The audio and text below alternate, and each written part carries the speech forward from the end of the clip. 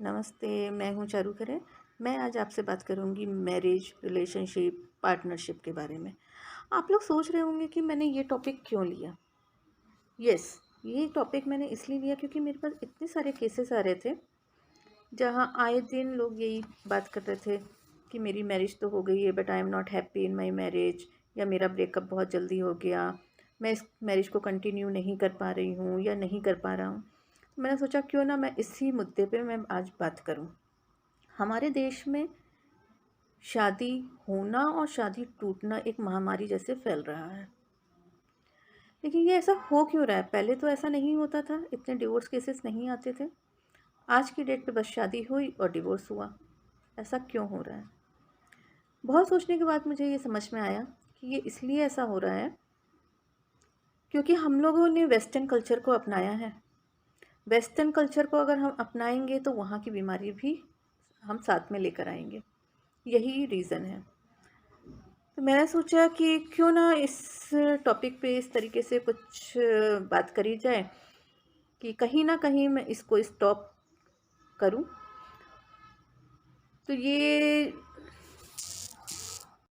हमारी कोशिश ऐसी होनी चाहिए कि हम शुरुआत में ही उन मुद्दों पे अच्छी तरीके से बात कर लें जिससे कि हमारा अंत जो है वो बुरा ना हो। एक सेइंग है, instead of changing the ending it's better to change the beginning. आज मैं उन लोगों से बात कर रही हूँ जो शादी करना चाह रहे हैं या जिनके डिवोर्स हो चुके हैं, जिनके ब्रेकअप हो चुके हैं, लेकिन फिर से वो उसी जर्नी में आगे चलना चाहते हैं। तो सबसे पहला जो पॉइंट है वो मैं ये बोलूँगी कि हमारे इस प्लेनेट में, इस धरती में कोई भी परफेक्ट नहीं है। अगर हम ऐसा सोचते हैं कि I am a wonderful person and I will get a very wonderful person as my life partner, तो ये कोई चीज़ नहीं है। अगर आप मिस्टर परफेक्ट को ढूंढ रहे हैं तो वो भी कोई मतलब नहीं है, ऐसा कुछ भी नहीं है। Nobody is perfect. हमारी बहुत सारी ज़रूरतें होती हैं जिसके कारण से हम एक लाइफ पार्टनर की तलाश करते हैं। तो इन सभी ज़रूरतों में हमारी जो बेसिक नीड्स हैं वो साइकोलॉजिकल हो सकती हैं, इमोशनल हो सकती हैं, सोशल नीड्स हो सकती हैं, हमारी फाइनेंशियल नीड्स हो सकती हैं, फिज़िकल नीड्स हो सकती हैं। तो सबसे पहले जो हम पॉइंट वाइज चलेंगे, तो जब भी हम अपने लाइफ पार्टनर को चूज़ करने जा रहे हैं तो हमको क्या देखना चाहिए? मेरे हिसाब से तो हमको वैल्यूज़ देखना चाहिए। वैल्यूज़ अगर मैचअप हो गई तो सक्सेस रेट अच्छा होगा। हम एक्चुअली जैसे ही किसी को देखते हैं तो हम थोड़ा सा लुक्स पे चले जाते हैं। लुक्स और पैसा, ये दोनों चीज़ें बैक सीट ले लेते हैं अगर हमारी वैल्यूज़ मैच नहीं हुई। हर वो व्यक्ति जो कि पैसे वाला है वो खुश नहीं है। हर वो व्यक्ति जो बहुत खूबसूरत है वो खुश नहीं है। लेकिन अगर दोनों लाइफ पार्टनर के बीच में वैल्यूज़ सेट हो गई तो वो खुश रहते हैं। तो अब हम ये बात करते हैं कि ये वैल्यूज़ क्या, कौन सी वैल्यूज़ की बात कर रहे हैं?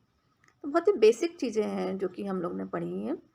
जैसे एक तो है हमारा करियर, कि अगर मैं करियर ओरिएंटेड हूँ या तो मैं पहले से ही मुझे बता देना चाहिए कि देखो भाई, शादी के बाद भी मैं अपना करियर आगे बढ़ाऊँगी।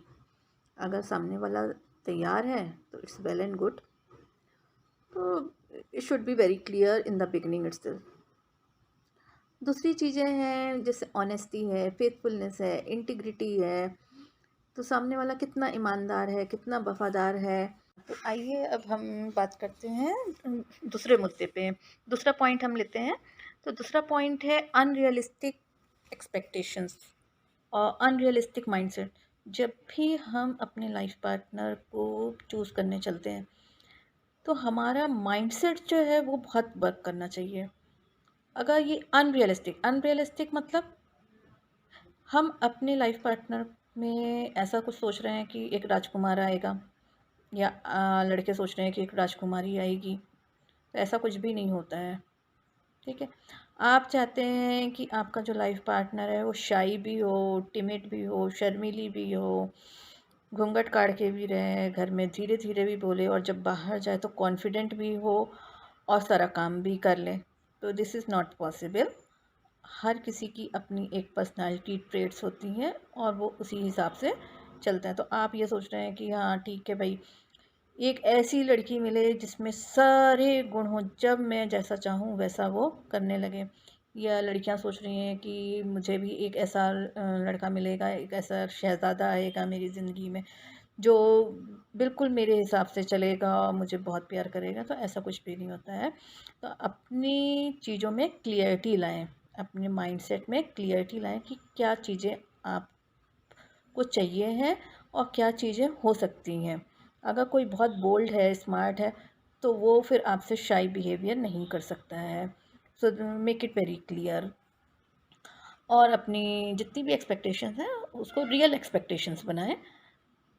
और साथ साथ में अगर आपको ऐसा लगता है कि आपको अपने लाइफ पार्टनर में सब कुछ चाहिए है, ठीक है, तो क्या आपके अंदर वो चीज़ें हैं? अगर सामने वाले के अंदर सब कुछ है, तो क्या वो आपको चूज़ करेगा या करेगी? तो आपको भी अपने अंदर वो चीज़ें, वो क्वालिटीज़ डेवलप करनी पड़ेंगी, तभी आपकी सोच और आपकी डिज़ायर्स पूरी होंगी। अगर सिर्फ आप सामने वाले से ही एक्सपेक्ट करते रहेंगे कि वही वही सब कुछ करता रहे या करती रहे, तो that is not possible. Upgrade your self, develop your skills. आप जो जो उससे चाहते हैं वो सब कुछ आपके अंदर भी होना चाहिए। अब हम तीसरे मुद्दे पे बात करते हैं, और वो है negotiable and non negotiable. Negotiables and non negotiables की लिस्ट आपको एक बना, तो जैसे कि क्या क्या चाहिए है उसको ग्रीन इंक से लिखिए, और क्या क्या चीज़ें ऐसी हो सकती हैं जिस पे मैं बिल्कुल भी बर्दाश्त नहीं कर सकता हूँ या बर्दाश्त नहीं कर सकती हूँ। ये चीज़ अगर उसमें हुई या ये चीज़ उसने करी तो मैं बिल्कुल भी सहन नहीं करूँगा या करूँगी। तो उसको रेड इंक से लिखिए। पहले अपने ऊपर वर्क करिए कि आपको क्या पसंद है। आप खुद ही कन्फ्यूजन वाली स्टेट में रहेंगे तो सामने वाले को भी कंफ्यूज ही करते रहेंगे, और कन्फ्यूजन का रिज़ल्ट कुछ अच्छा नहीं निकलता है। So make it very clear कि आपको क्या चाहिए और क्या नहीं चाहिए। आपको गुड लुकिंग चाहिए तो आप गुड लुकिंग पे फोकस करिए, आपको हैंडसम चाहिए तो हैंडसम पे फोकस करिए। लेकिन कोई ज़रूरी नहीं है कि जो गुड लुकिंग और हैंडसम होंगे तो फिर वो आपको उतना ही वेटेज देंगे या वो उतने ही लॉयल भी होंगे, उतने ही फेथफुल भी होंगे, नहीं। तो आप पहले लिस्ट अच्छे से बनाइए कि आपको healthy, wealthy, rich, wise, faithful कैसा पार्टनर चाहिए है।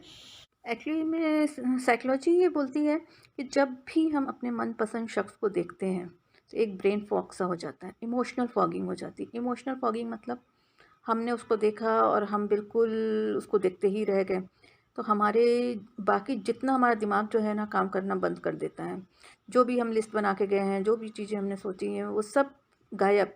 बस हमको वो पसंद आ गया या वो हमको पसंद आ गई और अब हमको उसी से ही शादी करना है। तो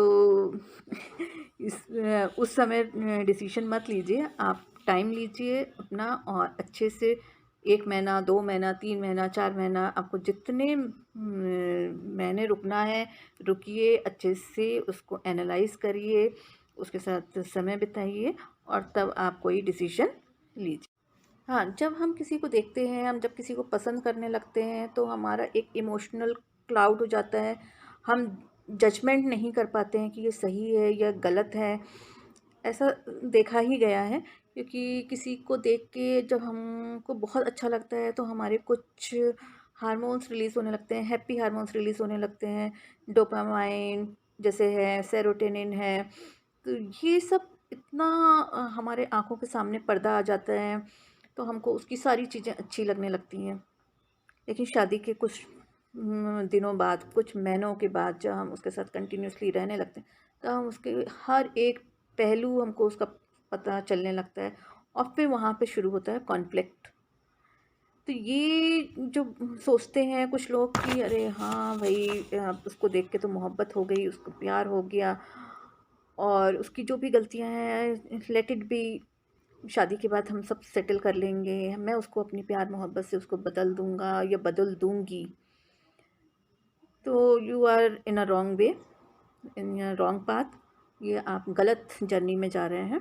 ऐसा कुछ भी नहीं होता है। इंसान बदलता नहीं है, जो उसके पैटर्न्स बने हुए हैं वो चेंज नहीं होते हैं। और जो लोग ये सोचते हैं कि हम चेंज कर लेंगे, वो गलत सोच रहे हैं। ऐसा कुछ भी नहीं होता, कोई किसी को चेंज नहीं कर सकता है। अनटिल एंड अनलेस इंसान खुद अपने आप को बदलना चाहे तभी वो बदल पाएगा। अगर वो सेल्फ डेवलपमेंट की जर्नी में निकल पड़ेगा तभी वो अपने आप को चेंज करता है। और खुद वो जो सोच रहा है कि मैं उसको बदल दूंगा, वो खुद अपने लिए कुआं खोद रहा है, कुछ नहीं मिलता है, कुछ हाथ में नहीं आता है। इसलिए आप शुरू में ही सारी चीज़ें जितना हो सकता है समझ लें और सोच समझ के शादी करें, so that there will be a success. So instead of changing the endings, change the beginning.